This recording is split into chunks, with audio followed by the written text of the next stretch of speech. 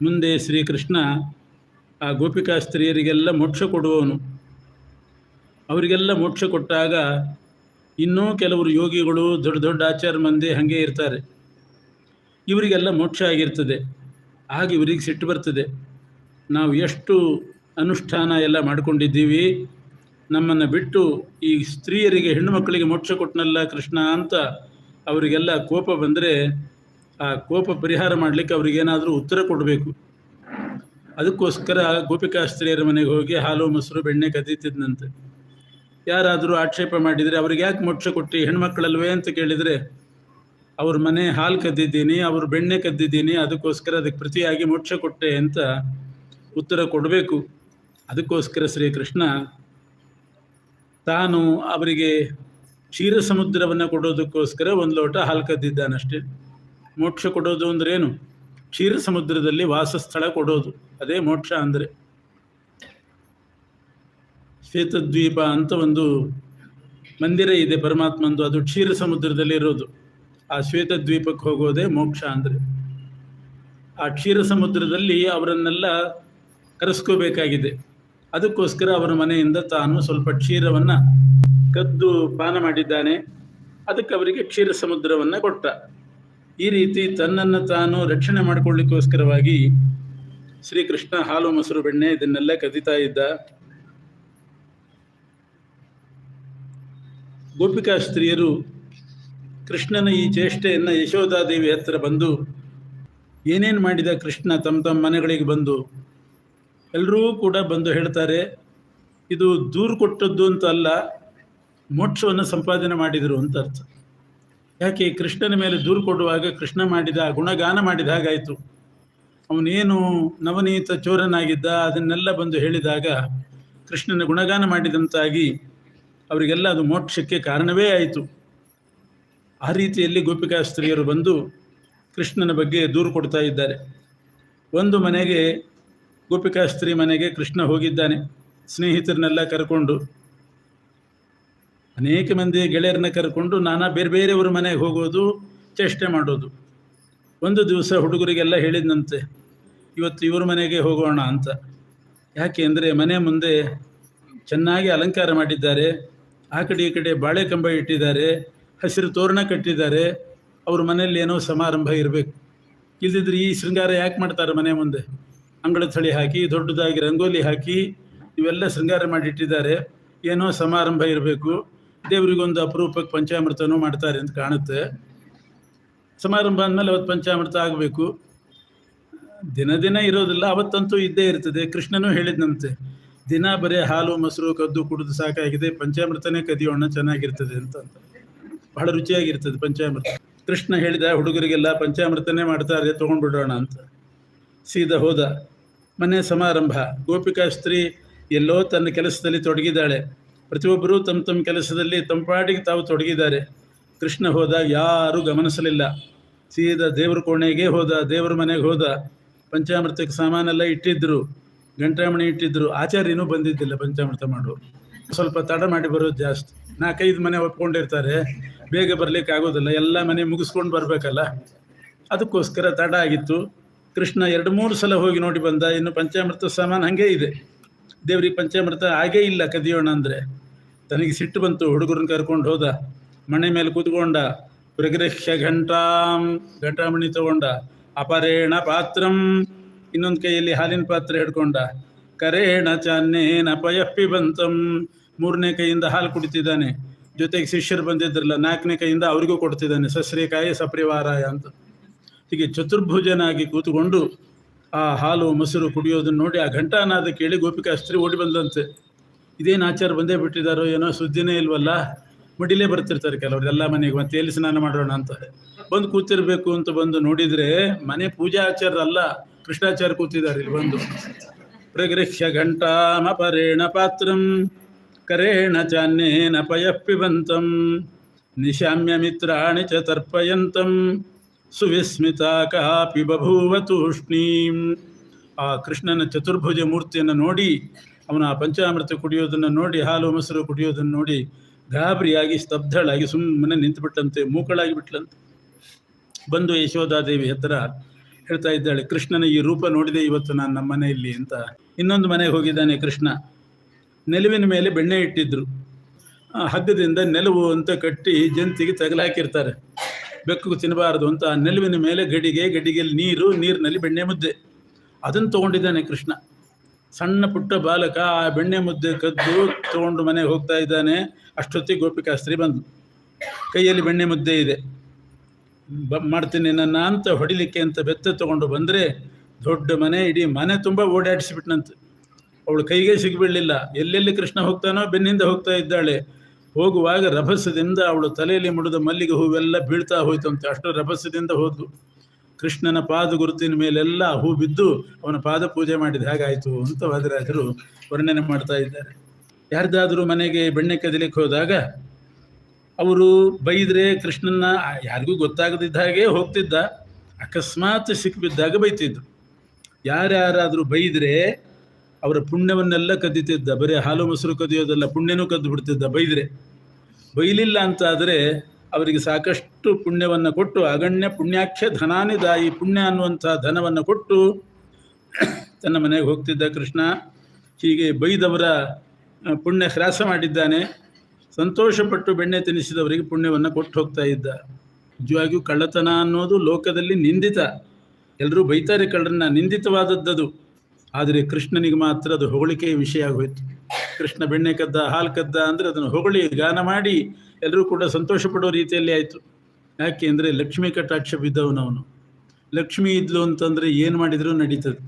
ಲಕ್ಷ್ಮಿ ಇಲ್ದಿದ್ದವ್ರ ಮೇಲೆ ಎಲ್ಲ ಅಪವಾದಗಳು ಬರೋದು. ಲಕ್ಷ್ಮೀ ಕಟಾಕ್ಷ ಇದ್ದದ್ರಿಂದ ಅವನ ದೋಷವೂ ಕೂಡ, ಚೌರ್ಯ ಅನ್ನುವ ದೋಷವೂ ಕೂಡ ಗುಣವೇ ಆಗೋಯ್ತು. ಚೌರ್ಯವನ್ನು ನಿತರಾಮ್ ಗೃಣದ್ಭ್ಯ, ಚೆನ್ನಾಗಿ ಹೊಳತಕ್ಕಂಥವರಿಗೆ ಮೋಕ್ಷವನ್ನೇ ಕೊಟ್ಟಿದ್ದಾನೆ ಶ್ರೀಕೃಷ್ಣ. ಇಲ್ಲದೆ ಇದ್ದರೆ ಯಾರಾದರೂ ಬೈದರೆ ಮಾಡಿದರೆ ಅಲ್ಲಿರ್ತಕ್ಕಂಥ ಸಣ್ಣ ಮಕ್ಕಳನ್ನ ಚೂಟಿ ಅಳಿಸಿ ಹೋಗ್ತಿದ್ದಂತೆ, ಇಲ್ಲ ಬೆಕ್ಕಿಗೆ ತಿನ್ನಿಸ್ತಿದ್ದಂತೆ. ಬೈಲಿಲ್ಲ, ಸುಮ್ಮನೆ ಇದ್ದರು ಅಂತಂದರೆ ಅವ್ರಿಗೆ ಯಾವ ಹಾನಿ ಮಾಡ್ತಾ ಇದ್ದಿಲ್ಲ. ಒಂದು ಮನೆಗೆ ಹೋಗಿದ್ದಾನೆ ಕೃಷ್ಣ, ಸದಾ ಹೆಣ್ಮಗಳು ಬೈತಿದ್ಲಂತೆ. ಮನೆಗೆ ಬರಬೇಡ ನೀನು, ಬಂದು ಕೂಡಲೇ ಬೈಯೋದು, ಬಾಗಿಲು ಹಾಕೋದು, ಇದೆಲ್ಲ ಮಾಡ್ತಿದ್ಲಂತೆ. ಒಂದು ಸಲ ಬಾಗಿಲು ತೆಗೆದಿತ್ತು, ಕೃಷ್ಣ ಹೋದ, ಯಾರೂ ಕಾಣಿಸ್ಲಿಲ್ಲ, ಬೆಣ್ಣೆ ತಿಂದುಬಿಟ್ಟ. ಹೊರಗಡೆ ಬಂದ, ಮಂಚದ ಮೇಲೆ ಯಜಮಾನರು ಮಲಗಿದ್ರು. ಚೆನ್ನಾಗಿ ಅಭ್ಯಂಜನ ಮಾಡಿ, ಮೈ ಕೈಯೆಲ್ಲ ನೋವಾಗಿತ್ತು, ಚೆನ್ನಾಗಿ ಎಣ್ಣೆ ಹಚ್ಕೊಂಡು ಬಿಸಿ ಬಿಸಿ ನೀರು ಹಾಕ್ಕೊಂಡು ಅಭ್ಯಂಗ ಮಾಡಿ ಮಲಗಿದ್ದಾರೆ ಮಂಚದ ಮೇಲೆ. ಚೆನ್ನಾಗಿ ನಿದ್ದೆ ಬಂದಿದೆ. ಆ ಹಸಿ ತಲೆ ಒಣಗಲಿ ಅಂತ ಇಷ್ಟು ದೊಡ್ಡ ಜುಟ್ಟನ್ನು ಕೆಳಗಡೆ ಬಿಟ್ಟಿದ್ರಂತೆ. ಕೃಷ್ಣ ಬೆಣ್ಣೆ ತಿಂದು ಬಂದವನೇ, ದಿನ ಬೈತಿದ್ರಲ್ಲ ಇವ್ರು, ನನಗೆ ಸರಿಯಾಗಿ ಇವ್ರಿಗೆ ಬುದ್ಧಿ ಕಲಿಸ್ಬೇಕು ಅಂತ ಆ ನಿದ್ದೆ ಮಾಡ್ತಾ ಇದ್ದ ಯಜಮಾನ್ರ ಜುಟ್ಟು ತೊಗೊಂಡು ಕಾಲಿಗೆ ಕಟ್ಟಿದ್ನಂತೆ. ಇಳೆ ಬಿದ್ದಿತ್ತು, ಮಂಚದ ಕಾಲಿಗೆ ಕಟ್ಟಿದ. ಪಕ್ಕದಲ್ಲಿ ನಿಂತ್ಕೊಂಡು, ಯಜಮಾನ್ರೇ ನಿಮ್ಮ ದನದ ಕೊಟ್ಟಿಗೆ ಬೆಂಕಿ ಬಿದ್ದಿದೆ ಅಂತ ಕೂಗಿದ್ನಂತೆ. ದಿಗ್ನ ಎದ್ರು, ಜುಟ್ಟು ಅಲ್ಲೇ ಉಳಿತು. ಹೀಗೆಲ್ಲ ಮಾಡ್ತಿದ್ದಂತೆ ಕೃಷ್ಣ. ಬೈದರೆ ಅವರಿಗೆ ಒಳ್ಳೆ ಇದು, ಹೊಗಳಿದ್ರೆ ಪುಣ್ಯ ಕೊಡ್ತಿದ್ದ, ಇಲ್ಲದೆ ಇದ್ದರೆ ಬೆಕ್ಕಿಗೆ ತಿನ್ನಿಸೋದು, ಅವರಿಗೇನೆ ಏನಾದರೂ ಅನಿಷ್ಟ ಮಾಡಿ ಹೋಗ್ತಿದ್ದಂತೆ. ಹಾಗೆ ಕೃಷ್ಣ ಗೋಪಿಕಾಸ್ತ್ರೀಯರ ಮನೆಯಲ್ಲಿ ಬೆಣ್ಣೆ ಕದ್ದಿದ್ದ. ಯಾರಾದರೂ ಎಲ್ಲಿ ಹೇಳಿಬಿಡ್ತಾರೋ ನಾನು ಕಳ್ಳ ಅಂತ ಹೇಳಿ ಅವ್ರಿಗೆ ಮೋಕ್ಷ ಕೊಡ್ತೀನಿ ಅಂತ ಬಾಯಿ ಮುಚ್ಚಿಸ್ತಾ ಇದ್ದಂತೆ. ಮೋಕ್ಷ ಕೊಟ್ಟು ಬಾಯಿ ಮುಚ್ಚಿ ಕೂಡಿಸ್ತಾ ಇದ್ದ. ಇದು ಅವನಿಗೆ ಸ್ವಭಾವ ಸಿದ್ಧವಾದ ಇದು ಹಕ್ಕದು. ಅವನ ಸ್ವಭಾವ ಕಳ್ತನ ಅನ್ನೋದಂತ ವಾದಿರಾಜರು ಹೇಳ್ತಿದ್ದಾರೆ. ಯಾಕೆಂದರೆ ಮಹಾಭಾರತದಲ್ಲಿ ಒಂದು ಪ್ರಸಿದ್ಧ ಶ್ಲೋಕ ಇದೆ ಕೃಷ್ಣನ ಬಗ್ಗೆ, ಪರಮಾತ್ಮನ ಬಗ್ಗೆ. ನಾರಾಯಣೋ ನಾಮ ನರೋ ನರಾಣಾಂ ಪ್ರಸಿದ್ಧ ಚೋರ ಕಥಿತ ಪೃಥಿವ್ಯಾಂ ಅನೇಕ ಜನ್ಮಾರ್ಜಿತ ಪಾಪ ಸಂಚಯಂ ಹರತ್ಯ ಶೇಷಂ ಸ್ಮೃತ ಮಾತ್ರ ಏವ.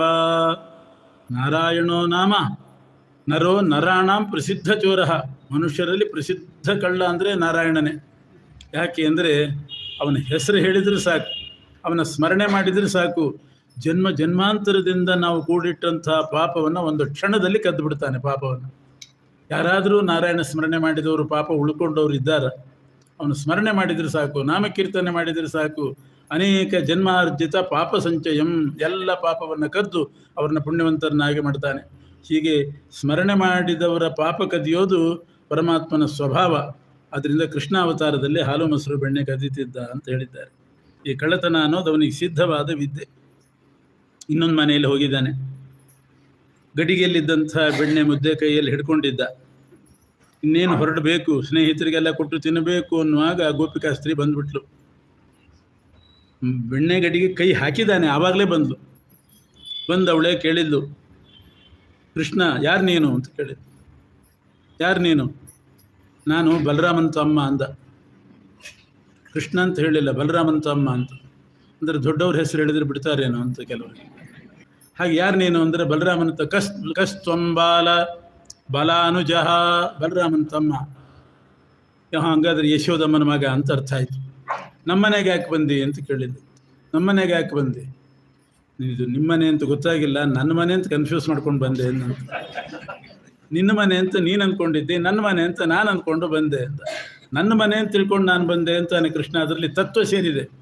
ಈಶಾವಾಸ್ಯಮಿದಂ ಸರ್ವಂ ಯತ್ಕಿಂಚ ಜಗತ್ಯಾಂ ಜಗತ್. ನಿನ್ನ ಮನೆ ಅಂತ ನೀನು ಅಂದ್ಕೊಂಡಿದ್ದಿ, ಜಗತ್ತೇ ನನ್ನ ಮನೆ, ಇಡೀ ಜಗತ್ತು ನಂದು. ನನ್ನ ಮನೆ ಅಂತ ತಿಳ್ಕೊಂಡು ನಾನು ಬಂದೆ. ಹಸ್ತಕ್ಯನ್ನವನೀತ ಭಾಜನ ಮುಖೇ, ಇರಲಿ ಕನ್ಫ್ಯೂಸ್ ಆಗಿ ಬಂದಿರ್ಬೋದು.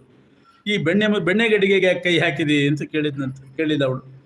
ಕೇಳಿದ ಹಾಗೆ ಬೆಣ್ಣೆ ಮುದ್ದೆ ಹಿಡ್ಕೊಂಡು ತೋರಿಸ್ತಾನೆ. ಎಷ್ಟು ಮೃದುವಾಗಿದೆ ಇದು, ಎಷ್ಟು ಕೋಮಲವಾಗಿದೆ ನೋಡು ಅಂದ. ಇರ್ಬೋದು ಕೋಮಲ, ಆದ್ರೆ ನೀನಾಗಿ ತಗೊಂಡು. ನನ್ನ ಹೃದಯ ಬಹಳ ಕೋಮಲ ಮೃದು ಹೃದಯ ನಾನು, ನೀನು ಕಠೋರ ಹೃದಯಳು ನೀನು. ಈ ಮೃದುವಾದ ಬೆಣ್ಣೆ ನನ್ನ ಹೃದಯಕ್ಕೆ ಸೇರಿದ್ರೇನೆ ಮ್ಯಾಚಿಂಗ್ ಸರಿ ಹೋಗ್ತದೆ. ಇಲ್ಲದೆ ಇದ್ದರೆ ಕಠೋರ ಹೃದಯದ ನಿನ್ನ ಹೊಟ್ಟೆಗೆ ಈ ಬೆಣ್ಣೆ ಸೇರಿತು ಅಂತಾದರೆ ಒಂದಕ್ಕೊಂದಕ್ಕೆ ಮ್ಯಾಚ್ ಆಗೋದಿಲ್ಲ. ಆದ್ದರಿಂದ ನಾನು ಕೋಮಲ ಹೃದಯ, ಈ ಬೆಣ್ಣೆನೂ ಬಹಳ ಕೋಮಲ. ಕೋಮಲತೆಯಲ್ಲಿ ಬೆಣ್ಣೆ ಅಷ್ಟು ಕೋಮಲ ಮತ್ತೆ ಯಾವುದೂ ಇಲ್ಲ. ಹೃದಯದಲ್ಲಿ ನನ್ನ ಹೃದಯದಷ್ಟು ಕೋಮಲ ಹೃದಯ ಮತ್ತೆ ಯಾವುದೂ ಇಲ್ಲ. ಆದ್ದರಿಂದ ಈ ಬೆಣ್ಣೆ ನಾನು ತಗೊಂಡೆ ಅಂದ. ಅವಳು ಹೇಳಿದ್ದು, ನೀನೆಷ್ಟು ಕೋಮಲ ಅಂತ ನನಗೆ ಗೊತ್ತು, ಮಹಾ ಕಠಿಣ ನೀನು, ಕಲ್ಲಿಗಿಂತ ಕಠಿಣ. ಯಾಕೆಂದರೆ ನೀನು ಸಣ್ಣವನಾಗಿದ್ದಾಗ ನಾನು ಇನ್ನಾಗ ಒಂದು ವಿಷಯ ಕೇಳಿದ್ದೀನಿ. ಶಕಟಾಕ್ಷ ಅಂತ ಒಬ್ಬ ಅಸುರ ಬಂದಿದ್ದ ಎತ್ತಿನ ಬಂಡಿ ರೂಪದಲ್ಲಿ. ಅದನ್ನು ಕೆಳಗಡೆ ನಿಮ್ಮಮ್ಮ ಮಲಗಿಸಿದ್ಲು. ನೀನು ಕಾಲಿನಿಂದ ಎತ್ತಿನ ಬಂಡಿ ಒದ್ದು ಅದನ್ನು ಪುಡಿ ಪುಡಿ ಮಾಡಿದ್ಯಂತೆ. ಇಂದು ಕೋಮಲಾಂಗನಾಗಿದ್ದರೆ ಆ ಎತ್ತಿನ ಬಂಡಿ ಪುಡಿ ಆಗ್ತಿತ್ತೇನೋ. ಎಂಥ ಕೋಮಲಾಂಗ ನೀನು, ಎತ್ತಿನ ಬಂಡಿ ಪುಡಿ ಮಾಡಿದವನಲ್ವೇ? ಆ ಕೃಷ್ಣ ಹೇಳ್ತಾನೆ, ನನಗೂ ಗೊತ್ತು, ನಾನು ಎತ್ತಿನ ಬಂಡಿ ಒದ್ದದ್ದು ಅಂಗಾಲಿನಿಂದ. ಅಂಗಾಲು ಮಾತ್ರ ಕಠೋರ. ಅಷ್ಟೇ ಅಲ್ಲ, ಆ ಅಂಗಾಲು ಕಠೋರ ಆದದ್ದು ಯಾಕೆ ಅಂದರೆ, ಅದಕ್ಕೆ ಮುಂಚೆ ನೀನೊಂದ್ಸಲ ಬಂದು ನಮ್ಮ ಅಮ್ಮನ ಕೈಯಿಂದ ನನ್ನ ಎತ್ಕೊಂಡು ಎದೆ ಮೇಲೆ ನಿಲ್ಲಿಸ್ಕೊಂಡು ಮುದ್ದಾಡ್ತಿದ್ಯಂತೆ. ನಿನ್ನ ಎದೆ ಕಠೋರ, ನನ್ನ ಕಾಲಿಗೂ ನಿನ್ನ ಎದೆಗೂ ಸಂಬಂಧ ಆಗಿ ನನ್ನ ಕಾಲದ ಕಠೋರ ಆಯಿತು ಅಂತ ಅವಳ ಮೇಲೆ ಹಾಕಿಬಿಟ್ಟರು. ಕಠೋರವಾದ ನಿನ್ನ ಹೃದಯಕ್ಕೆ ನನ್ನ ಅಂಗಾಲಿನ ಸಂಬಂಧ ಆದ್ದರಿಂದ ಕಾಲು ಮಾತ್ರ ಕಠೋರ ಆಯಿತು, ಅದಕ್ಕೆ ಎತ್ತಿನ ಬಂಡಿ ಪುಡಿಯಾಗಿತ್ತು. ಹೃದಯ ಮಾತ್ರ ಕೋಮಲನೇ ನಂದು ಅಂತ. ಇನ್ನೊಂದ್ಸಲ ಒಬ್ಬ ಗೋಪಿಕಾಸ್ತ್ರೀ ಮನೆಗೆ ಹೋದಾಗ ಅವಳಿಗೆ ಸಿಟ್ಟು ಬಂದಿತ್ತು. ಇನ್ನೊಂದು ಸಲ ಬಂದರೆ ನಿನ್ನ ಕಟ್ಟಿ ಹಾಕಿಬಿಡ್ತೇನೆ ನೋಡು ಕಂಬಕ್ಕೆ ಅಂದಂತೆ. ನಿನ್ನ ಕಟ್ಟಿ ಹಾಕ್ತೇನೆ ಅಂತಂದಾಗ ಕೃಷ್ಣ ಹೇಳ್ತಾನಂತೆ, ನನ್ನ ಕಟ್ಟಿ ಹಾಕಿಬಿಟ್ರೆ ಜಗತ್ತೇ ಕಟ್ಟಿ ಹಾಕಿದಾಗ ಆಗ್ತದೆ. ಯಾಕೆ? ನಾನು ಜಗದುದರ, ವಿಶ್ವಂಭರ ನಾನು, ಇಡೀ ಜಗತ್ತೇ ನನ್ನ ಉದರದಲ್ಲಿದೆ. ನನ್ನನ್ನು ಕಟ್ಟಿ ಹಾಕ್ಲಿಕ್ಕೆ ಸಾಧ್ಯವೇ ನಿನಗೆ? ಅಂಥ ಹಗ್ಗ ಎಲ್ಲಿ ಸಿಗಬೇಕು? ಇಡೀ ಜಗತ್ತೇ ನನ್ನ ಉದರದಲ್ಲಿದೆ. ಅಷ್ಟೇ ಅಲ್ಲ, ನನ್ನನ್ನು ಕಟ್ಟಲಿಕ್ಕೂ ಸಾಧ್ಯ ಇಲ್ಲ. ಯಾಕೆಂದರೆ ಮುಕ್ತ ಜೀವರೆಲ್ಲ ನನ್ನ ಹೊಟ್ಟೆಯೊಳಗೆ ಇರೋದು. ಮುಕ್ತರಿಗೆ ಎಲ್ಲಿಯಾದರೂ ಬಂಧನ ಆಗ್ತದ? ಬಂಧನದಿಂದ ಮುಕ್ತಿ ಹೊಂದಿದವರೇ ಮುಕ್ತರು. ಅಂಥ ಮುಕ್ತರು ನನ್ನ ಹೊಟ್ಟೆಯಲ್ಲಿರುವಾಗ ಅವ್ರನ್ನೇ ಕಟ್ಟಲಿಕ್ಕೆ ಸಾಧ್ಯ ಇಲ್ಲ, ನನ್ನನ್ನು ಹೇಗೆ ಕಟ್ಟಲಿಕ್ಕೆ ಸಾಧ್ಯ ನಿನಗೆ ಅಂತ ತತ್ವ ಹೇಳ್ತಾ ಇದ್ದಾನೆ. ಹೀಗೆ ತತ್ವಗರ್ಭಿತವಾದ ಮಾತು. ಇನ್ನೊಬ್ಬ ಗೋಪಿಕಾಸ್ತ್ರೀ ಬಂದು ಹೇಳ್ತಾಳೆ, ಯಶೋದೆ,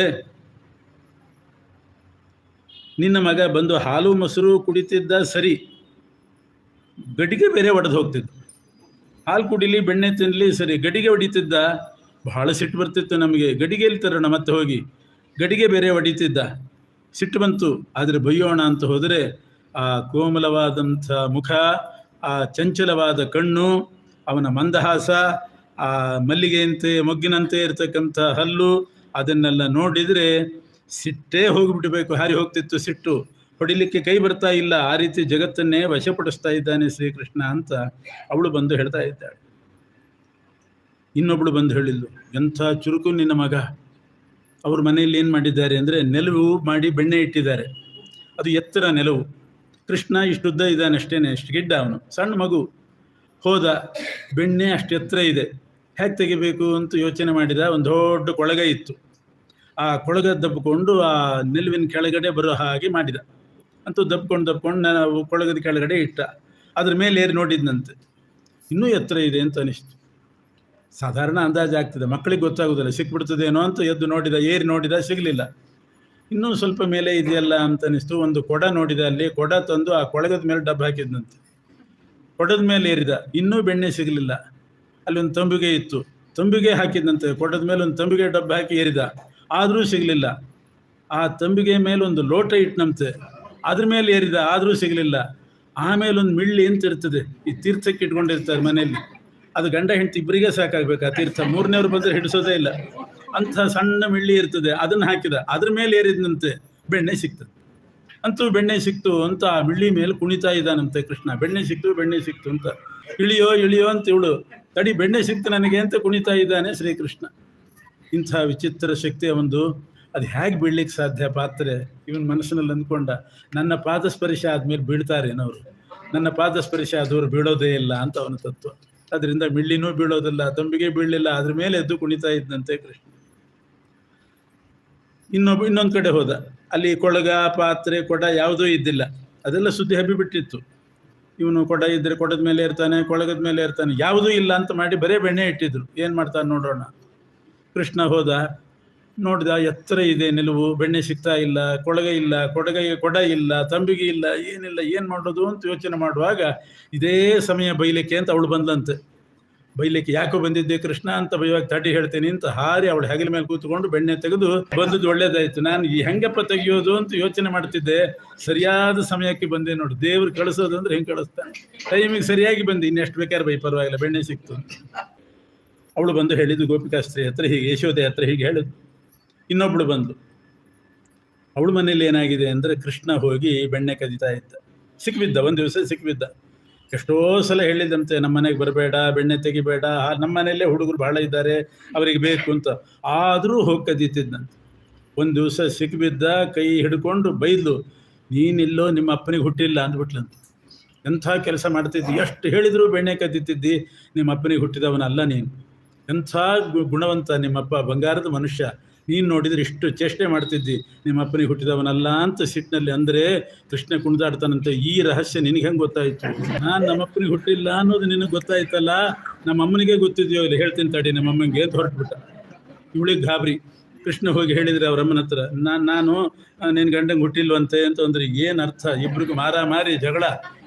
ಅದಕ್ಕೋಸ್ಕರ ಕೃಷ್ಣನ ಅವಳೇ ಹಿಡಿದು ನಿಲ್ಲಿಸಿ ತಾನೇ ಬಂದು ಯಶೋದೆ ಹತ್ರ ಹೇಳ್ತಿದ್ದಾಳಂತೆ, ಯಶೋದೆ ಕೃಷ್ಣ ಏನಾದರೂ ಬಂದು ಹೇಳಿದರೆ ನೀನು ಯಥಾರ್ಥವಾಗಿ ತಿಳ್ಕೊಬೇಡ, ಸಿಟ್ಟಿನಲ್ಲಿ ನಾನೊಂದು ಮಾತಾಡಿಬಿಟ್ಟೆ ಅಂತಂದ್ಲಂತೆ. ನಮ್ಮಿಬ್ಬರಿಗೂ ಜಗಳ ಹಚ್ಚಿರೋ ಕೆಲಸ ಮಾಡ್ತಾ ಇದ್ದ. ನಾನು ಹೇಳಿದ್ದು ಸುಮ್ಮನೆ ಸಿಟ್ಟಿನ ಬರದೆ. ಕೃಷ್ಣನ ಒಳ ಅರ್ಥ ಏನು ಅಂತಂದರೆ, ಬರೇ ನಾನು ನಂದಗೋಪನಿಗೆ ಹುಟ್ಟಿಲ್ಲ ಅಂತ ಅಷ್ಟೇ ಅಲ್ಲ, ಯಾರಿಗೂ ಹುಟ್ಟಿಲ್ಲ, ವಸುದೇವನಿಗೂ ಹುಟ್ಟಿಲ್ಲ, ನಂದಗೋಪನಿಗೂ ಹುಟ್ಟಿಲ್ಲ, ಎಲ್ಲರೂ ನನಗೆ ಹುಟ್ಟಿದವರು ಅಂತ ಅವನ ತತ್ವ. ಇಡೀ ಜಗತ್ಪತಿಯೇ ನಾನು, ಜಗತ್ಪಿತನೇ ನಾನು. ಇನ್ನೊಬ್ಬಳು ಬಂದು, ಯಶೋದೆ ನಿಮ್ಮ ಮಗನಿಗೆ ಬಹಳ ಚೇಷ್ಟೆ ಅಂದ್ರೆ ಏನು, ನಾಸ್ತಿಕನಾಗಿ ಬಿಟ್ಟಿದ್ದಾನೆ, ಈಗಿಂದಲೇ ಅವನಿಗೆ ಸ್ವಲ್ಪ ದೇವರು ದಿಂಡ್ರು ಭಕ್ತಿ ಹೇಳ್ಕೊಡು, ದೊಡ್ಡವರಾದ್ಮೇಲೆ ಬರೋದಿಲ್ಲ. ಸಣ್ಣವರಿದ್ದಾಗ ಬಂದದ್ದೇ ದೊಡ್ಡವರಾಗಿ ಹೊತ್ತಿಗೆ ಹೋಗಿಬಿಟ್ಟಿರ್ತದೆ, ಇನ್ನು ಈಗಂತೂ ಬರದೇ ಇದ್ರೆ ಮತ್ತೆ ಬರೋದೇ ಇಲ್ಲ.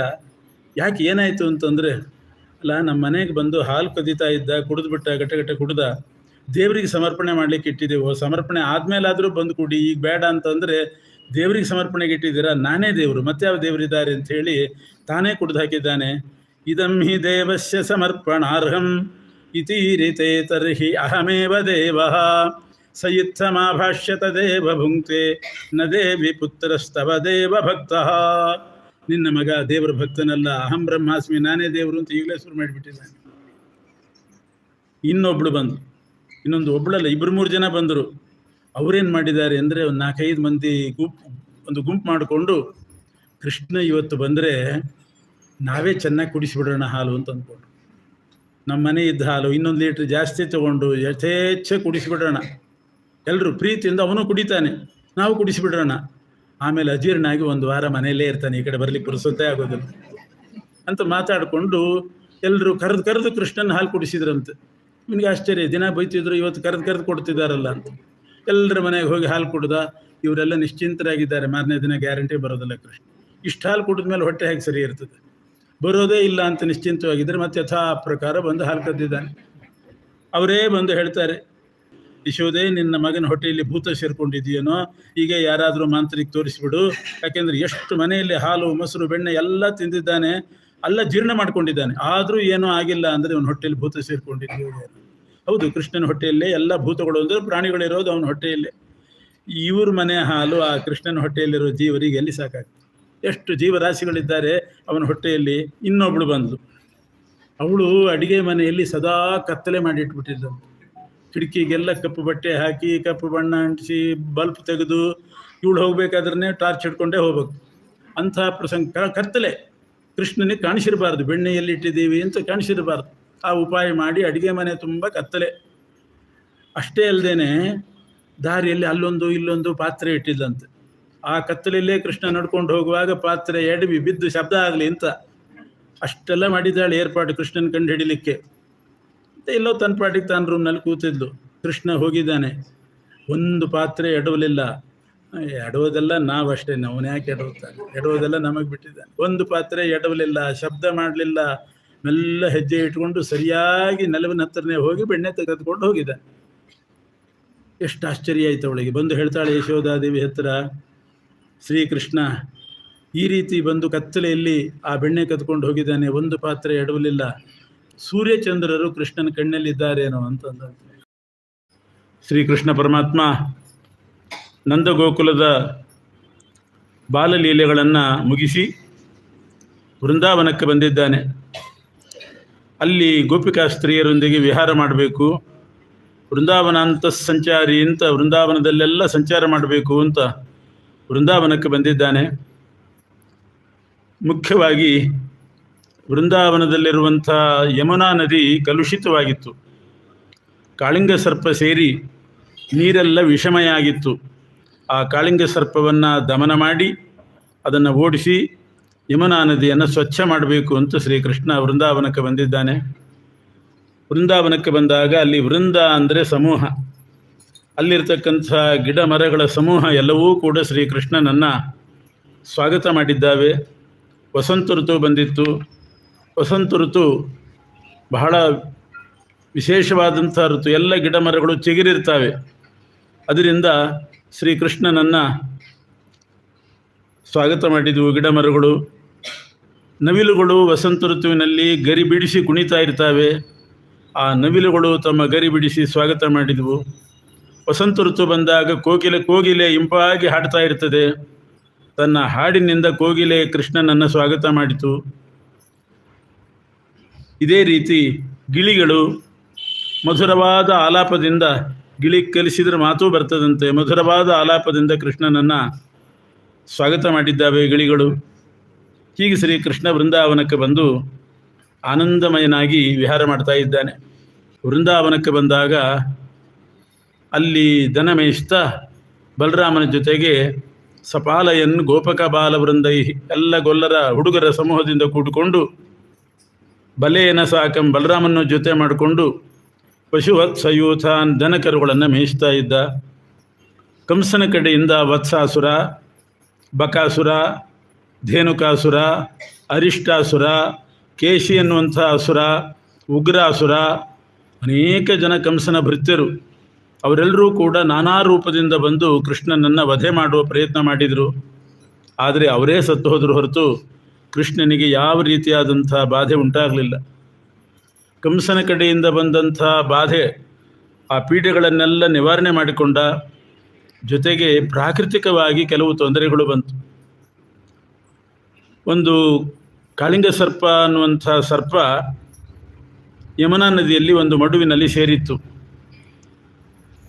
ಆ ನೀರನ್ನು ಕುಡಿದು ಕೂಡಲೇ ದನಕರುಗಳು ಸತ್ತೋಗ್ತಾ ಇದ್ದು. ಯಾಕೆಂದರೆ ಕಾಳಿಂಗ ಸರ್ಪ ವಿಷಕಾರಿ, ಆ ನೀರೆಲ್ಲ ಹಾಳು ಮಾಡಿಬಿಟ್ಟಿತ್ತು. ದನಕಾಯಿ ಹುಡುಗರು ನೀರು ಕುಡಿತಿದ್ರು, ಸತ್ತು ಹೋಗ್ತಿದ್ರು, ದನಕರುಗಳು ಸತ್ತು ಹೋಗ್ತಾ ಇದ್ವು. ಇಂಥ ವಿಪರ್ಯಾಸ ನೋಡಿ ಶ್ರೀಕೃಷ್ಣ ಒಂದು ದಿವಸ ಮನೆಯಿಂದ ಹೊರಡುವಾಗ, ಮನೆ ಅಂದ್ರೇನು ವಸ್ತ್ರಗೃಹ, ಅಲ್ಲೇ ಮನೆಯಿಂದ ಬಿಡಾರ ಮಾಡ್ಕೊಂಡು ಕೂತಿದ್ರು. ಅಲ್ಲಿಂದ ವೃಂದಾವನದಲ್ಲಿ ದನ ಮೇಯಿಸಲಿಕ್ಕೆ ಹೋಗುವಾಗ ಬಲರಾಮನಿಗೆ ಹೇಳಿದ್ನಂತೆ, ಅಣ್ಣ ಇವತ್ತು ನೀನು ಬರೋದು ಬೇಡ, ಇಲ್ಲೇ ಇರು, ನಾವಷ್ಟೇ ಹೋಗಿ ದನ ಮೇಯಿಸ್ಕೊಂಡು ಬರ್ತೇವೆ ಅಂತ. ಆಗ್ಲಿಂದ ಅವನು ಯಾಕೆ ಅಂತ ಕೇಳಲಿಲ್ಲ. ಬಲರಾಮ ಅದೆಲ್ಲ ಕೇಳಲಿಲ್ಲ. ಆಗಲಿ ಅಂತ ಅಷ್ಟೇ ಹೇಳಿದ. ಬಲರಾಮ ಉಳ್ಕೊಂಡ. ಕೃಷ್ಣ ಮತ್ತು ಗೊಲ್ಲ ಬಾಲಕರೆಲ್ಲ ಸೇರಿ ವೃಂದಾವನಕ್ಕೆ ಬಂದರು. ಯಾಕೆ ಬಿಟ್ಟು ಬಂದ ಬಲರಾಮನ್ನ ಅಂತಂದರೆ, ಅವತ್ತಿನ ದಿವಸ ಯಮುನಾ ನದಿಯಲ್ಲಿ ಧುಮುಕಿ ಕಾಳಿಂಗ ಸರ್ಪವನ್ನು ದಮನ ಮಾಡಬೇಕಾಗಿದೆ. ಆ ಕಾರ್ಯಕ್ರಮ ಇಟ್ಕೊಂಡಿದ್ದ. ಬಲರಾಮನ ಕರ್ಕೊಂಡು ಹೋದರೆ ಸರಿಯಾಗೋದಿಲ್ಲ. ಯಾಕೆ, ಬಲರಾಮ ಹಾವು, ಶೇಷ, ಅದೇ ವಂಶದಲ್ಲಿ ಬಂದವನು. ಬಲರಾಮನು ಕೂಡ ಅಷ್ಟೇ ಶೇಷ. ಅದೇ ವಂಶದಲ್ಲಿ ಬಂದದ್ದು ಕಾಳಿಂಗ ಸರ್ಪ. ಏನೇ ಆಗಲಿ ಬಲರಾಮನ ಎದುರುಗಡೆ ಕಾಳಿಂಗವನ್ನು ದಮನ ಮಾಡ್ತಾ ಇದ್ದರೆ ಸ್ವಲ್ಪ ಸಂಕೋಚ ಆಗ್ತದೆ.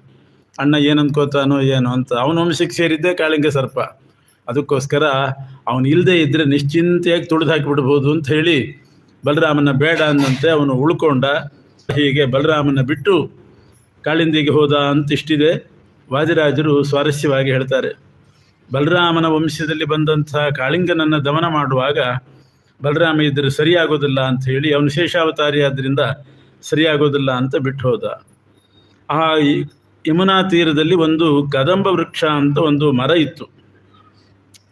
ಕದಂಬ ವೃಕ್ಷ ಅಂತಂದರೆ ಈಚಲ್ ಮರ ಅಂತಾರೆ ನಮ್ಮ ಕಡೆ. ಈಚಲ್ ಮರ ಬಹಳ ಎತ್ತರಕ್ಕೆ ಬೆಳೆದಿತ್ತು. ಕೃಷ್ಣ ಆ ಮರದ ಮೇಲೇರಿದ. ಯಾಕೆಂದರೆ ಆ ಕಾಳಿಂಗ ಸರ್ಪ ಪಾತಾಳಕ್ಕೆ ಹೋದರೂ ಕೂಡ ತಾನು ಅಲ್ಲಿಯವರೆಗೆ ಹೋಗಿ ಅದನ್ನು ಎತ್ತಿ ತುಳಿದು ಅದನ್ನು ಓಡಿಸ್ಬೇಕು. ಅದಕ್ಕೋಸ್ಕರ ಅಷ್ಟು ಎತ್ತರ ಹೋದನಂತೆ. ನೀರಿನಲ್ಲಿ ಧುಮುಕುವಾಗ ಎತ್ತರದಿಂದ ಧುಮುಕಿದರೆ ಕೆಳಗಿನ ತನಕ ಹೋಗ್ಬೋದು, ಅಲ್ಲಿಂದಲ್ಲೇ ಹಾರಿದರೆ ಮೇಲ್ಮೇಲೆ ತೇಲಾಡಬೇಕಾಗ್ತದೆ. ಹೀಗೆ ಯಮುನಾ ನದಿಯಲ್ಲಿ ಧುಮುಕಿದ. ಆ ಕಾಳಿಂಗ ಸರ್ಪ ಯಮುನಾ ನದಿ ಅಡಿಯಲ್ಲಿ ಸಿಕ್ತು. ಅದನ್ನು ಎತ್ತಿದ. 101 ಹೆಡೆ ಅದಕ್ಕೆ. 101 ಹೆಡೆ ಇದ್ಮೇಲೆ ಎಷ್ಟು ಉದ್ದ ಇರಬಹುದು ನೋಡಿ. 101 ಹೆಡೆ, ಬಹಳ ದೀರ್ಘಕಾಯ. ಕೃಷ್ಣನಿಗಾಗ ಬರೀ 7 ವರ್ಷ. ಅವನನ್ನು ಸುತ್ತ ಹಾಕಿಬಿಡ್ತು ಕಾಳಿಂಗ ಸರ್ಪ. ಅದನ್ನೆಲ್ಲ ಬಿಡಿಸ್ಕೊಂಡು ಬಾಲವನ್ನು ಕೈಯಲ್ಲಿ ಹಿಡ್ಕೊಂಡು ಹೆಡೆ ಮೇಲೆ ನಿಂತಿದ್ದಾನೆ. ಎಲ್ಲ ಚಿತ್ರವೂ ಹಾಗೆ ಬಿಡಿಸಿದ್ದಾರೆ. ಬಾಲ ಕೈಯಲ್ಲಿ, ಹೆಡೆ ಮೇಲೆ ಕೃಷ್ಣ ನಿಂತಿರೋದು. ಮಧ್ಯಾಹ್ನ ಆಗಿದೆ. ಇಷ್ಟೊತ್ತಿಗೆ ಅಲ್ಲಿ ಊಟಕ್ಕೆ ಹೋಗಲಿಲ್ಲ ಕೃಷ್ಣ. ಅಲ್ಲಿ ನಂದಗೋಪ, ಉಪನಂದ, ಯಶೋದೆ ಅವರೆಲ್ಲ ಯಾಕೋ ಕೃಷ್ಣ ಬರಲಿಲ್ಲ, ಈ ಅಪಶಕುನ ಬೇರೆ ಆಗ್ತಾ ಇದೆ, ಏನಾಗಿದೆಯೋ ಏನೋ ಅಂತ ಎಲ್ಲರೂ ಸೇರಿ ಕೃಷ್ಣನ ಹುಡುಕೊಂಡು ಕಾಡಿಗೆ ಬಂದರು, ವೃಂದಾವನಕ್ಕೆ ಬಂದರು. ಇವನು ಬರೇ ಹೆಡೆ ಮೇಲೆ ನಿಂತಿದ್ದ ಕೃಷ್ಣ.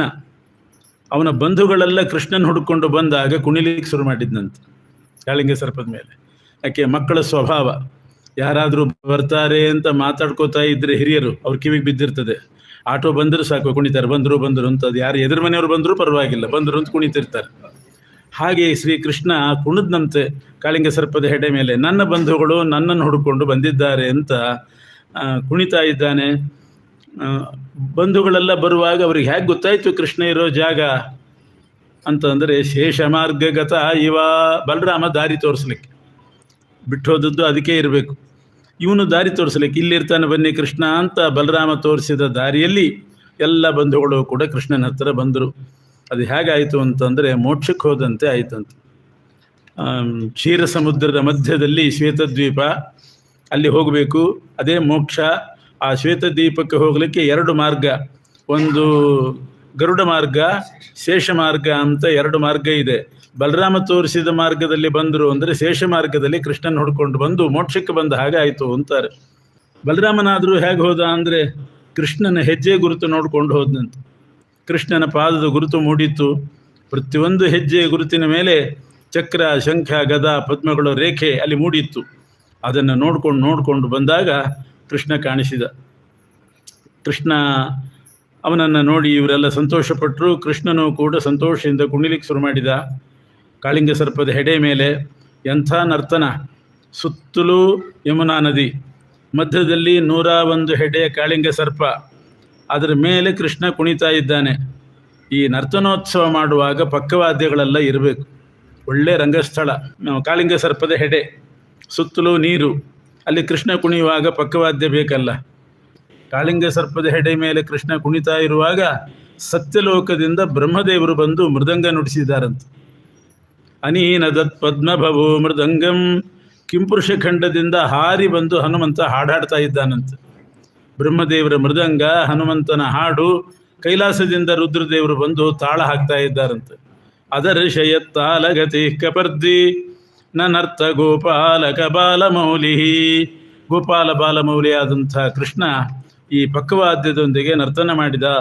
ಇದನ್ನೇ ದಾಸರು, ಕನಕದಾಸರು ಹೇಳ್ತಾರೆ, ಡೊಲ್ಲಿನ ಮೇಲ್ಕೈ ಬರಮಪ್ಪ ಹಾಕ್ಯಾನು, ತಾಳವ ಶಿವನಪ್ಪ ಕಟ್ಟಿದಾನ್ಮ್ಯ, ಒಳ್ಳೊಳ್ಳೆ ಪದಗಳ ಹನುಮಪ್ಪ ಹಾಡ್ಯಾನು, ಚೆಲುವ ಕನಕಪ್ಪ ಕುಣಿದಾನ್ಮ್ಯ ಅಂತ ಇದನ್ನೇ ದಾಸರು ಪದ್ಯದಲ್ಲಿ ಹೇಳ್ತಾರೆ. ಒಂದು ಕಡೆ ಹೀಗೆ ಇದನ್ನು ಉಪನ್ಯಾಸ ಮಾಡಿದೆ ಈ ಶ್ಲೋಕ.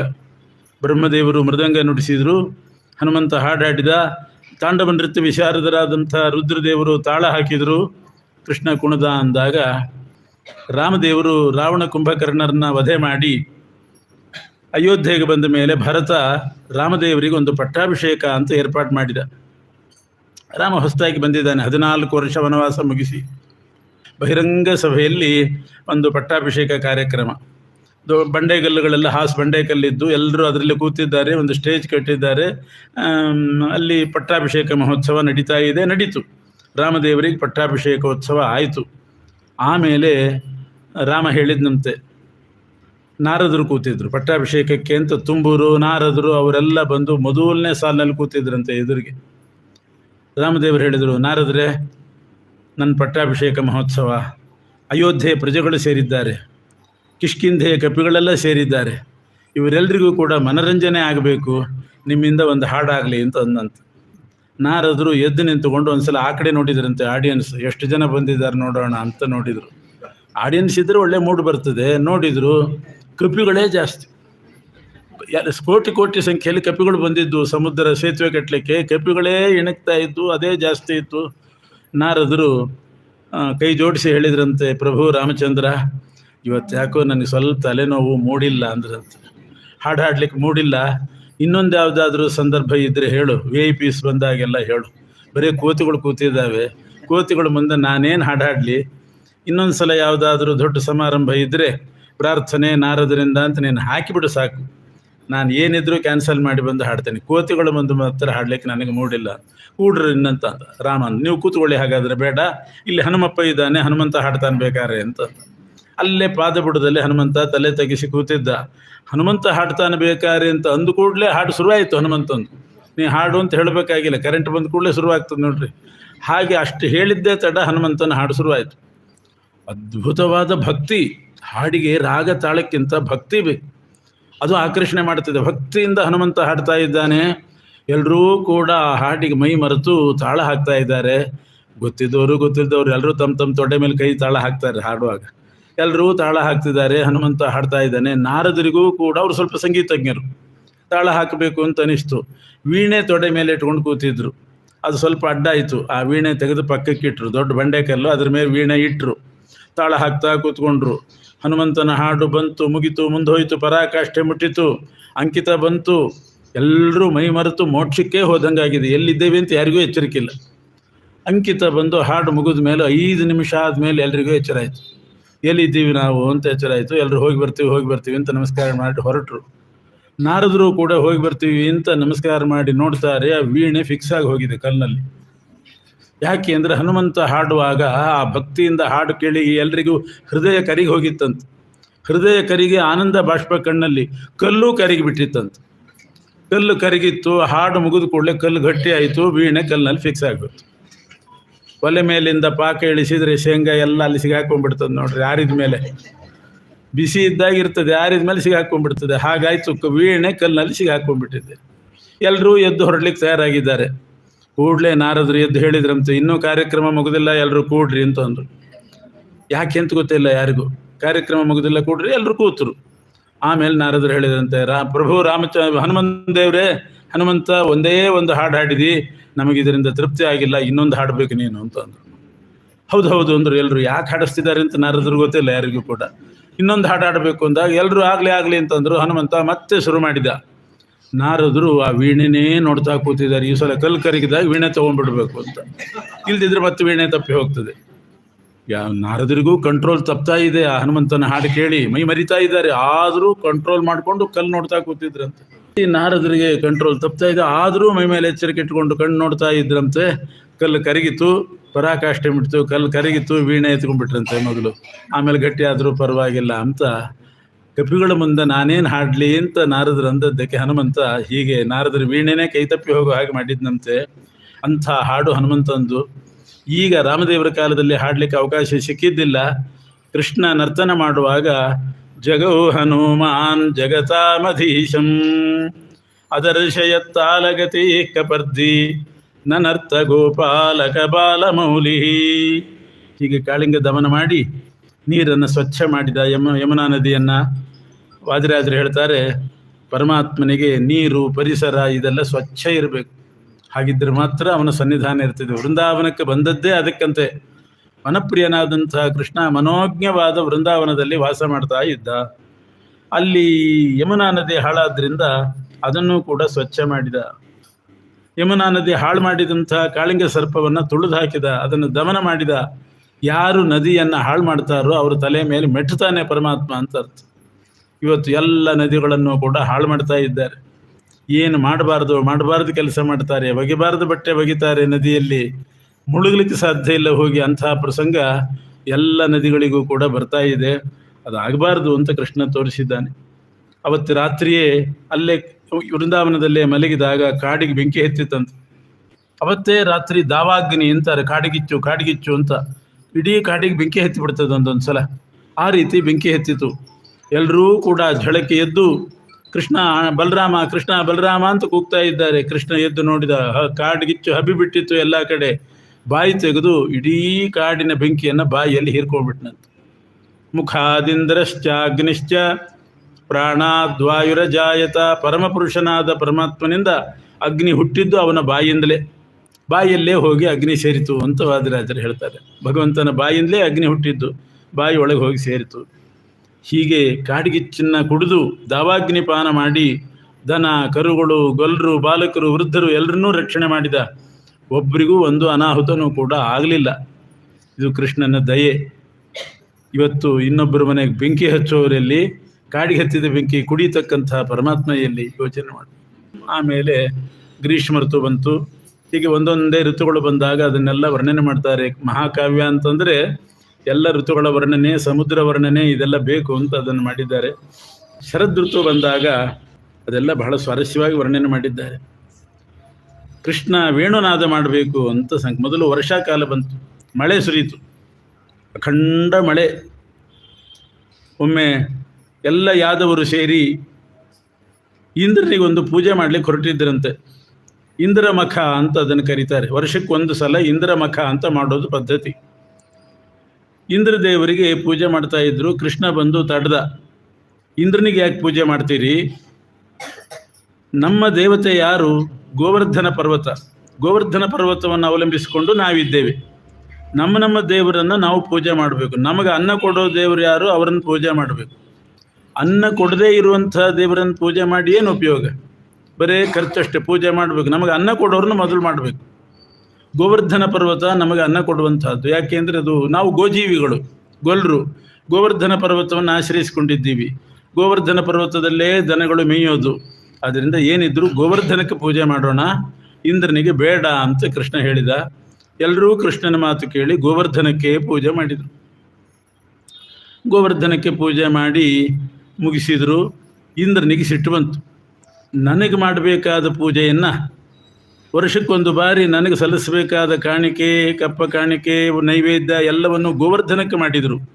ಯಾರೋ ಒಬ್ಬ ದನಕಾಯಿ ಹುಡುಗನ ಮಾತು ಕೇಳಿ ಇಂದ್ರನಿಗೆ ಅಷ್ಟೇ ಕಾಣಿಸಿಬಿಟ್ಟ. ಕೃಷ್ಣ ದನಕಾಯಿ ಹುಡುಗನಾಗಿ ಕಾಣಿಸಿದ್ದ. ಸ್ವಲ್ಪ ಅಸುರಾವೇಶ ಮನಸ್ಸಿನಲ್ಲಿ ಕವಿದು ಹಾಗಾಗಿತ್ತು. ಕೃಷ್ಣನ ಮಾತು ಕೇಳಿ, ಒಬ್ಬ ದನಕಾಯಿ ಹುಡುಗನ ಮಾತು ಕೇಳಿ ನನ್ನ ಪೂಜೆ ನಿಲ್ಲಿಸಿದ್ರಲ್ಲ ಅಂತ ಇಂದ್ರ ಸಿಟ್ಟಾಗಿ ಪ್ರಳಯ ಕಾಲದ ಮೋಡಗಳನ್ನು ಕರೆದು ಆಜ್ಞೆ ಮಾಡಿದನಂತೆ. ಅಖಂಡ ಮಳೆ ಸುರಿಬೇಕು ನಂದಗೋಕುಲದಲ್ಲಿ. ನನ್ನನ್ನು ತಿರಸ್ಕಾರ ಮಾಡಿದ್ದಾರಲ್ಲಿ ಅವರೆಲ್ಲ. ನನಗೆ ಪೂಜೆ ಮಾಡೋದು ಬಿಟ್ಟು ಗೋವರ್ಧನಕ್ಕೆ ಮಾಡಿದ್ದಾರೆ.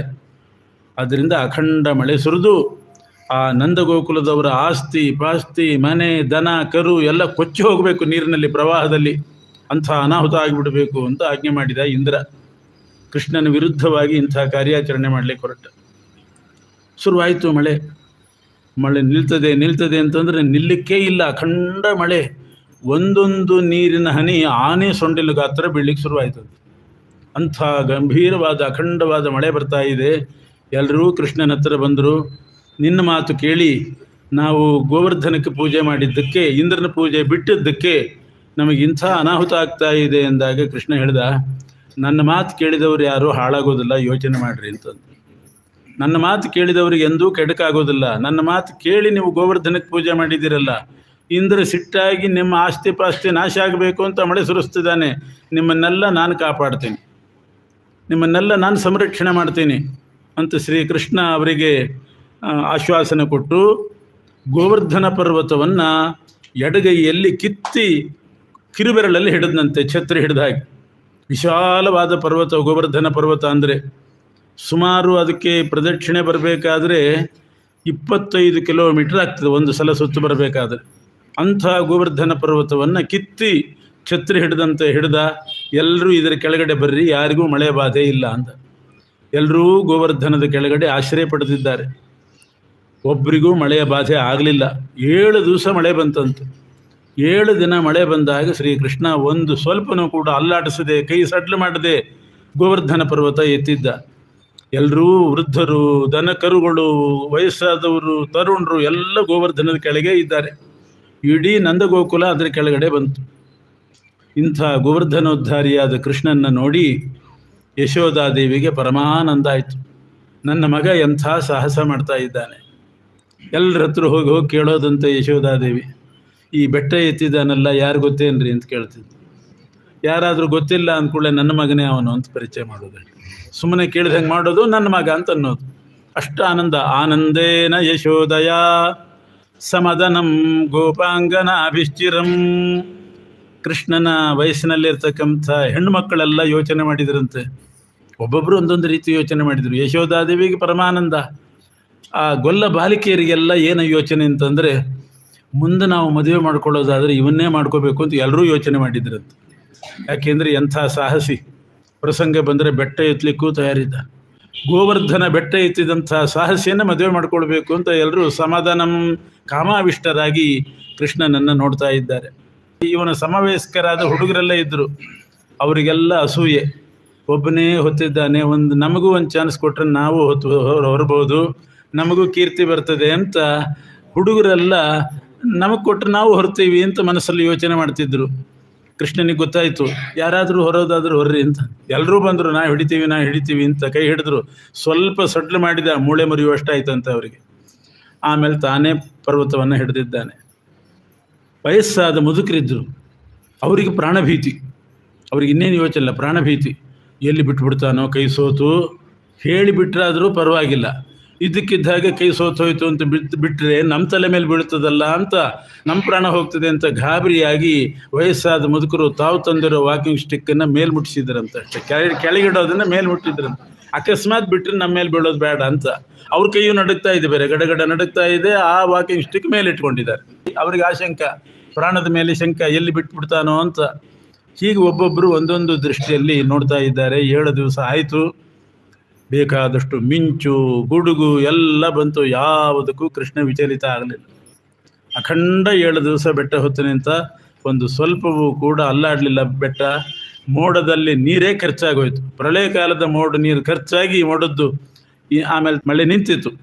ಮಳೆ ನಿಂತ ಮೇಲೆ ಇಂದ್ರ ಏಕಾಂತದಲ್ಲಿ ಒಂದು ಸಲ ಕೃಷ್ಣನ ಹತ್ರ ಬಂದು ತಾನೇ ಪಟ್ಟಾಭಿಷೇಕ ಮಾಡಿ, ಸುರಭಿಯನ್ನು ಹಸುವನ್ನು ತಂದು ಅದರ ಹಾಲಿನಿಂದ ಪಟ್ಟಾಭಿಷೇಕ ಮಾಡಿ, ನಾನು ಮಾಡಿದ ಪಾಪ ಪರಿಹಾರ ಮಾಡು ಅಂತ ಪ್ರಾರ್ಥನೆ ಮಾಡಿ ಗೋವಿಂದ ನಾಮ ಕೀರ್ತನೆ ಮಾಡಿದನಂತ. ಗೋವಿಂದ ನಾಮ ಚ ಪಠನ್ ಸ್ವಕೃತ ಅಘ ಶಾಂತೈ. ಅಘ ಅಂದ್ರೆ ಪಾಪ. ಗೋವಿಂದ ನಾಮ ಚ ಪಠನ್, ಗೋವಿಂದ ಪಟ್ಟಾಭಿಷೇಕ ಅಂತ ಇದಕ್ಕೆ ಕರೀತಾರೆ. ಇಂದ್ರ ಮಾಡಿದ್ದು. ಯಾಕೆ ಅಂದರೆ ಗೋವಿಂದ ನಾಮ ಪಾಪ ಪರಿಹಾರಕವಾದ ನಾಮ. ಎಲ್ಲ ನಾಮಗಳು ಪಾಪ ಪರಿಹಾರಕವೇ. ಅಚ್ಯುತಾನಂತ ಗೋವಿಂದ.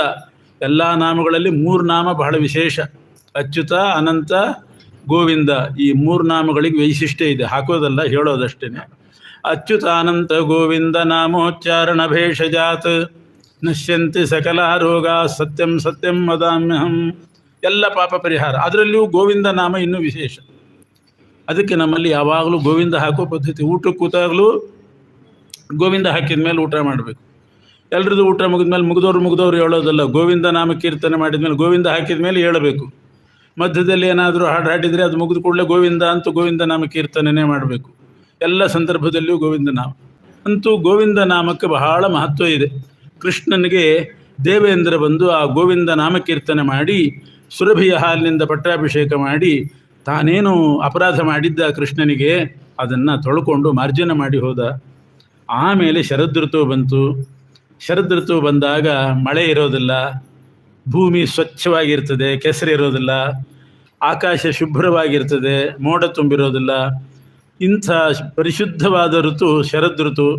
ಆ ಶರದೃತು ಬಂದಾಗ ಒಂದು ಹುಣ್ಣಿಮೆ ದಿವಸ ಶ್ರೀಕೃಷ್ಣ ವೇಣುಗಾನ ಮಾಡಿ ಎಲ್ಲ ಗೋಪಿಕಾ ಸ್ತ್ರೀಯರನ್ನ ಆನಂದಪಡಿಸೋಣ ಅಂತ ಯಮುನಾ ತೀರಕ್ಕೆ ಬರ್ತಿದ್ದಂತೆ. ಸಜಯತಿ ಯದುನಾಥ ಯದುನಾಥ ಶ್ರೀಕೃಷ್ಣ ಶ್ರಾವಿತ ಅನೇಕ ಗೀತ, ಕೊಳಲಿನಿಂದ ಅನೇಕ ಹಾಡುಗಳನ್ನು ಹಾಡ್ತಾ ಇದ್ದಂತೆ. ಕರಧೃತ ವರವೇಣು, ಕೈಯಲ್ಲಿ ಒಂದು ಶ್ರೇಷ್ಠವಾದ ಕೊಳಲು ಹಿಡ್ಕೊಂಡಿದ್ದಂತೆ. ವರವೇಣು, ಶ್ರೇಷ್ಠವಾದ ಕೊಳಲು ಅಂದರೆ ಯಾವುದೋ ಬಿದಿರಿನಿಂದ ಮಾಡಿದ ಕೊಳಲಲ್ಲ. ಆ ಕೊಳಲಿನಲ್ಲಿ ದೇವತೆಗಳೆಲ್ಲ ಸನ್ನಿಹಿತರಾಗಿರ್ತಿದ್ರು. ಒಂದೊಂದು ರಂಧ್ರದಲ್ಲಿಯೂ ಕೂಡ ಒಬ್ಬೊಬ್ಬ ದೇವತೆಗಳು ತಾರತಮ್ಯ ಪ್ರಕಾರ ಇರ್ತಿದ್ರಂತೆ. ಯಾವುದನ್ನು ತುಟಿಯಲ್ಲಿ ಇಟ್ಕೊಳ್ತಿದ್ದ ತನ್ನ ಬಾಯಲ್ಲಿ, ಅಲ್ಲಿ ಲಕ್ಷ್ಮೀದೇವಿಯ ಸನ್ನಿಧಾನ ಇರ್ತದಂತೆ. ವೇಣುಮಾವಿಶ್ಯ ಶ್ರೀದೇವಿ ಅಂತಾರೆ. ಶ್ರೀದೇವಿ ವೇಣುಮಾವಿಶ್ಯ, ಶ್ರೀದೇವಿಯ ಸನ್ನಿಧಾನ ಇದ್ದದ್ದನ್ನು ಬಾಯಲ್ಲಿ ಇಟ್ಕೊಳ್ಳೋನು, ಉಳಿದದ್ದನ್ನು ಮುಚ್ಚೋದು ತೆಗೆಯೋದು ಮಾಡ್ತಿದ್ದ. ಅಲ್ಲಿ ತಾರತಮ್ಯ ಪ್ರಕಾರ ದೇವತೆಗಳು.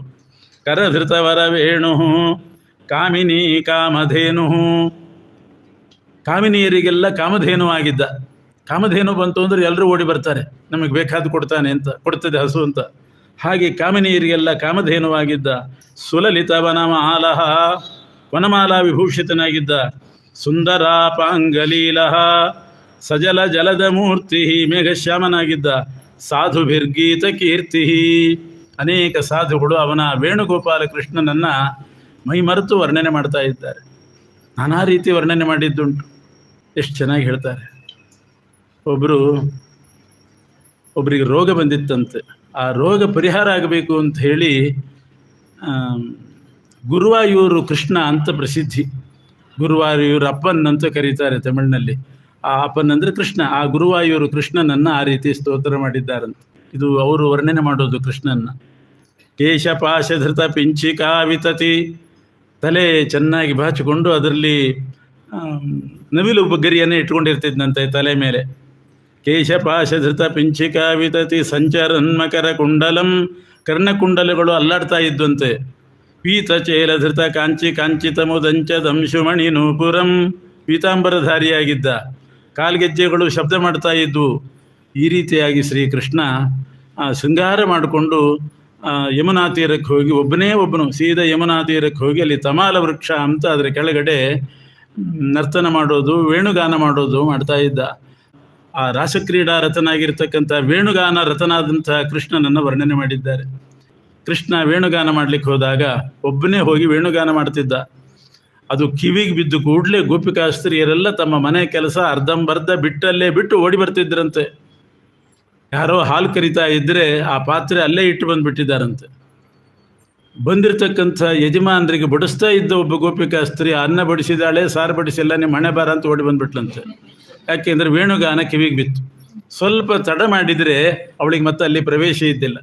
ಮಂಡಲೀಕೃತ ಮನೋರಮ ರಾಮ ಕುಂಡಲದ್ಯುತಿ ಸುದೀಪಿತ ಸೀಮಾ, ಗಂಡ ಚುಂಬನ ಕುತೂಹಲ ಕಾಮ ಖಂಡಿತ ನನ್ನ ಸರೋರುಹಧಾಮ.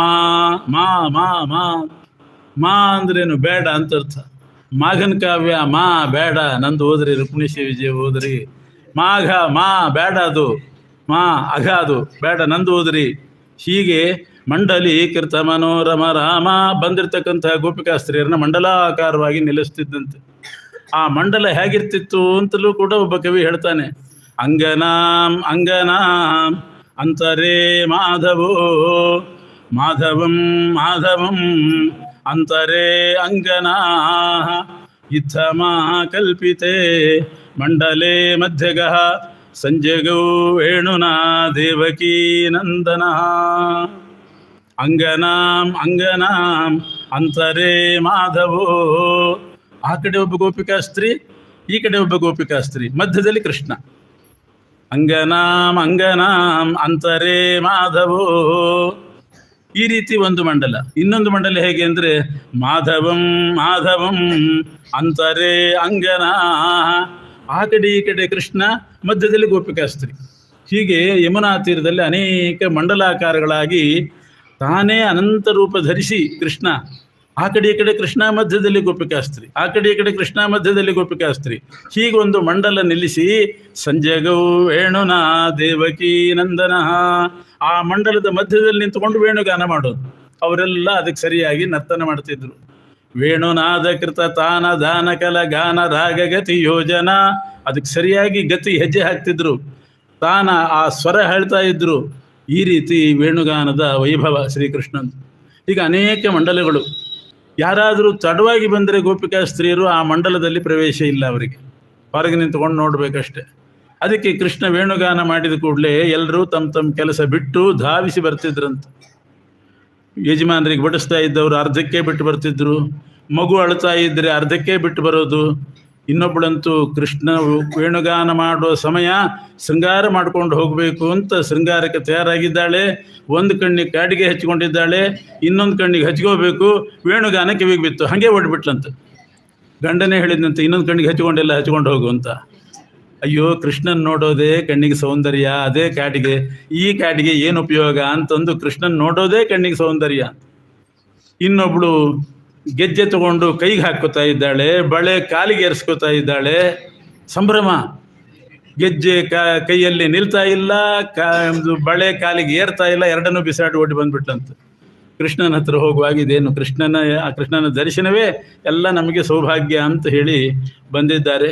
ಅವ್ರನ್ನೆಲ್ಲ ಮಂಡಲಾಕಾರವಾಗಿ ನಿಲ್ಲಿಸಿ ವೇಣುಗಾನ ಮಾಡ್ತಾ ಇದ್ದ ಶ್ರೀಕೃಷ್ಣ ಸಂತೋಷಪಡಿಸಿದ್ದಾನೆ. ಆ ಊಟನೂ ಕೂಡ ಬಿಟ್ಟು ಬರ್ತಿದ್ರಂತೆ. ಕೈಗೆ ಉಂಗುರ, ಬಳೆ, ಏನೇನೋ ಮಾಡ್ಕೊಂಡಿದ್ರಂತೆ ಪದಾರ್ಥಗಳು, ಯಾವುದೂ ಹಾಕ್ಕೊಂಡಿಲ್ಲ. ಕೃಷ್ಣನ ಸೇವೆನೇ ಕೈಗೆ ಭೂಷಣ. ಕಂಕಣಕ್ಕಿಂತ ಭೂಷಣ ಯಾವುದು ಅಂದರೆ ಕೃಷ್ಣನ ಸೇವೆ ಮಾಡಬೇಕು, ಅದೇ ಭೂಷಣ ಅಂತ ಹೇಳಿಕೊಂಡು ಅಲ್ಲಿಗೆ ಬರ್ತಿದ್ರು. ಬಂದವ್ರನ್ನೆಲ್ಲ ಶ್ರೀಕೃಷ್ಣ ಒಂದು ದಿವಸ ಕೇಳಿದನಂತೆ, ನಿಮ್ಮ ಮನೇಲಿ ಯಾರೂ ಇಲ್ವಾ ನಿಮಗೆ ಅಂತ ಕೇಳ್ತಿದ್ರು. ನಿಮ್ಮ ಗಂಡಂದ್ರಿಲ್ವಾ, ಅತ್ತೆ ಮಾವಂದ್ರಿಲ್ವಾ, ಮಕ್ಕಳಿಲ್ವಾ? ವೃದ್ಧರಾದಂಥ ತಂದೆ ತಾಯಿ ಅತ್ತೆ ಮಾವ ಅವ್ರ ಸೇವೆ ಬಿಟ್ಟು ಯಾಕೆ ನನ್ನ ಸುತ್ತ ಬೆನ್ನು ಹತ್ತಿದ್ದೀರಿ? ನನ್ನ ಪಾಡಿಗೆ ನಾನಿಲ್ಲಿ ವೇಣುಗಾನ ಮಾಡ್ತಿದ್ರೆ ನೀವ್ಯಾಕೆ ಮನೆ ಕೆಲಸ ಎಲ್ಲ ಬಿಟ್ಟು ಓಡಿ ಬಂದ್ರಿ ಅಂತ ಕೇಳ್ತಾ ಇದ್ದಾನೆ. ಭರ್ತೃ ಜನನ್ಯಾದೇಹೆ, ತಂದೆ ಗಂಡ ತಾಯಿ ಅವರ ಪರಿಚರ್ಯ ಮಾಡಬೇಕು. ವ್ರಜತ ವ್ರಜಮೇ ವಾತಃ, ವ್ರಜ ಅಂದ್ರೆ ನಂದಗೋಕುಲ, ನಂದಗೋಕುಲಕ್ಕೆ ವ್ರಜತ ಹೋಗ್ರಿ. ಅವ್ರು ನಿಮ್ಮನ್ನೇ ನಂಬಿಕೊಂಡು ಕಾಯ್ತಿರ್ತಾರೆ, ಅವ್ರ ಸೇವೆ ಮಾಡ್ರಿ ಅಂತ ಹೇಳಿ ಕಳಿಸಿದರೆ ಅವ್ರು ಹೇಳ್ತಾರಂತೆ, ಇದ್ದಾರೆ ಮನೆಯಲ್ಲಿ ಅಪ್ಪ ಅಮ್ಮ ತಂದೆ ತಾಯಿ ಗಂಡ ಎಲ್ಲರೂ ಇದ್ದಾರೆ, ಇಲ್ಲ ಅಂತ ಅಲ್ಲ. ಆ ಗಂಡ ಎಷ್ಟು ಜನ್ಮದಲ್ಲಿ ಶತ್ರು ಆಗಿದ್ನೋ ಏನೋ ಯಾರಿಗೆ ಗೊತ್ತು ಅಂತಾರೆ. ಗೋಪಿಕಾ ಸ್ತ್ರೀಯರು ಹಂಗೆ ಹೇಳಿದರು. ನೀನು ಹಾಗಲ್ಲ ಕೃಷ್ಣ, ನೀನು ಪ್ರತಿ ಜನ್ಮದಲ್ಲಿಯೂ ಕೂಡ ನೀನೇ ನಮಗೆ ಗಂಡ, ನೀನೇ ತಂದೆ, ನೀನೇ ತಾಯಿ, ನೀನೇ ಅಣ್ಣ, ನೀನೇ ತಮ್ಮ, ನೀನೇ ಬಂಧು. ತ್ವಮೇವ ಮಾತಾ ಚ ಪಿತಾ ತ್ವಮೇವ ಬಂಧುಶ್ಚ ಸಖಾ ತ್ವಮೇವ ಸರ್ವಂ ಮಮ ದೇವ. ನೀನೇ ನಮಗೆಲ್ಲ ಆಗಿದ್ದಿ. ಅವರೆಲ್ಲ ಜನ್ಮ ಜನ್ಮಾಂತರಕ್ಕೆ ಬದಲಾಗುವರು. ಈ ಜನ್ಮದಲ್ಲಿ ತಂದೆ, ಹಿಂದಿನ ಜನ್ಮದಲ್ಲಿ ನಾನೇ ಅಪ್ಪ ಆಗಿದ್ನೋ ಏನೋ ಯಾರಿಗೆ ಗೊತ್ತು. ನಮ್ಮ ಗಂಡ ಈ ಜನ್ಮದಲ್ಲಿ ಗಂಡ, ಇನ್ನೆಷ್ಟು ಜನ್ಮಕ್ಕೆ ಶತ್ರು ಆಗ್ತಾನೋ, ಹಿಂದೆಷ್ಟು ಜನ್ಮಕ್ಕೆ ಆಗಿದ್ದಾನೋ ಗೊತ್ತಿಲ್ಲ. ಮಕ್ಕಳು ಅಷ್ಟೇನೆ, ಶತ್ರುಗಳೇ ಮಕ್ಕಳಾಗಿ ಹುಟ್ಟೋದು ಉಂಟು. ಶೇಡ್ ತೀರಿಸ್ಕೊಳ್ಳಿಕ್ಕೆ ಏನೇನೋ ಕಿರಿಕಿರಿ ಮಾಡ್ತಿರ್ತಾರೆ. ಆದ್ದರಿಂದ ಅವರೆಲ್ಲ ಪ್ರತಿ ಜನ್ಮಕ್ಕೂ ಕೂಡ ಯಾರೂ ಪಿತೃ ಮಾತೃ ಭರ್ತೃ ಜನನಿ ಆಗೋದಿಲ್ಲ.